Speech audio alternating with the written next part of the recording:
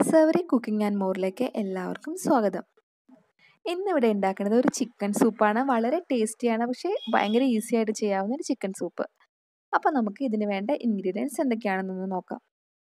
ഇത് 2-3 കഷ്ണം chicken, 1/4 teaspoon soya സോസും 1/4 ടീസ്പൂൺ ടൊമാറ്റോ സോസും ഇട്ട് വേവിച്ചതാണ്. പിന്നെ സോയാ സോസിന് കുറച്ച് ഉപ്പുണ്ട്, അതുകൊണ്ട് ഉപ്പ് വേണമെങ്കിൽ ഇട്ട് കൊടുത്താൽ മതി വേവിക്കുന്നതിൻ്റെ കൂടെ. വേവിച്ചതിന് ശേഷം ഒന്ന് ഷ്രെഡ് ചെയ്തെടുക്കണം. ഒരു മുട്ട വേണം.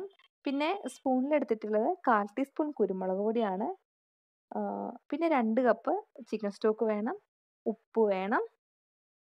2-3 ടേബിൾ സ്പൂൺ പാൽ, 2 ടീസ്പൂൺ കോൺഫ്ലവർ, കുറച്ച് വിനെഗർ, പച്ചമുളക് പൊടിയായി അരിഞ്ഞത്, പിന്നെ സോയാബീൻ സോസ്.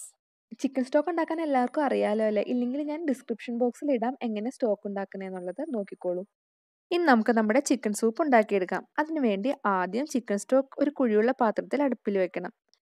പിന്നെ കോൺഫ്ലവറിലേക്ക് പാലൊഴിച്ച് കട്ടയില്ലാതെ കലക്കിയെടുക്കണം. ഇനി ഒരു മുട്ട പൊട്ടിച്ച് ഒരു ചെറിയ പാത്രത്തിലേക്ക് ഒഴിച്ച് നന്നായി ഇളക്കിയെടുക്കുക. ചിക്കൻ സ്റ്റോക്ക് തിളച്ചു കഴിഞ്ഞാൽ പാലിൽ കലക്കി വെച്ചിരുന്ന കോൺഫ്ലവർ ചേർത്ത് നന്നായി ഇളക്കി കൊടുക്കുക. അടി ചേർത്ത് ഇളക്കി കൊടുക്കണം, ഇല്ലെങ്കിൽ ചിലപ്പോൾ കട്ട പിടിക്കും. അതുപോലെ ഒരു മീഡിയം ഫ്ലെയിമിൽ ഇട്ട് കൊടുത്താൽ മതി.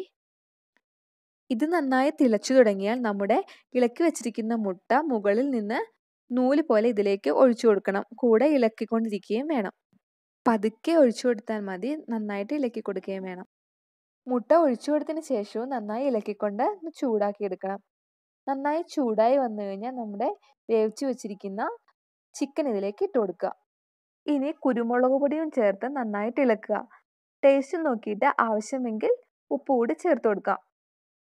പിന്നെ അതിന് കോൺഫ്ലവർ പാലിൽ കലക്കി ഒഴിച്ചില്ലേ. ഇപ്പം നിങ്ങളുടെ കയ്യിൽ കോൺഫ്ലവർ ഇല്ലാന്നുണ്ടെങ്കിൽ മൈദ കലക്കി ഒഴിച്ചാലും മതി.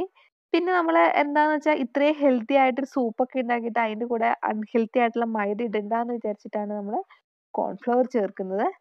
ഇനിയിപ്പോൾ കോൺഫ്ലവർ ഇല്ലെങ്കിൽ മൈദ ഇട്ടാലും മതി. ഇത് തിളച്ച് തുടങ്ങിയിട്ടുണ്ട്.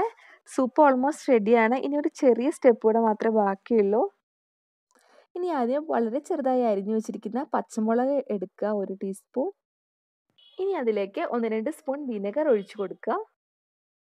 ഇനി ഒരു 1/4 ടീസ്പൂൺ ഉപ്പും പിന്നെ ആവശ്യത്തിന് വെള്ളവും ചേർത്ത് മിക്സ് ചെയ്യണം. ഇതാണ് നമ്മുടെ ചിക്കൻ സൂപ്പിൻ്റെ ടേസ്റ്റ് മേക്കർ. സൂപ്പ് ഒരു ബൗളിലെടുത്ത ശേഷം ഈ ചില്ലി വിനെഗർ മിക്സ് ചേർത്ത് വേണം കഴിക്കാൻ. അതാണ് അതിൻ്റെ ഒരു ടേസ്റ്റ്. അതിൻ്റെ കൂടെ 2-3 ഡ്രോപ്പ് സോയാ സോസും ചേർക്കുക. എല്ലാവർക്കും ചിക്കൻ സൂപ്പ് ഇഷ്ടമായി എന്ന് വിചാരിക്കുന്നു. എല്ലാവരും ചെയ്ത് നോക്കണം. വളരെ ഈസിയാണ്. ഇഷ്ടമായെങ്കിൽ ലൈക്ക് ചെയ്യാനും ഷെയർ ചെയ്യാനും സബ്സ്ക്രൈബ് ചെയ്യാനും മറക്കരുത്. താങ്ക്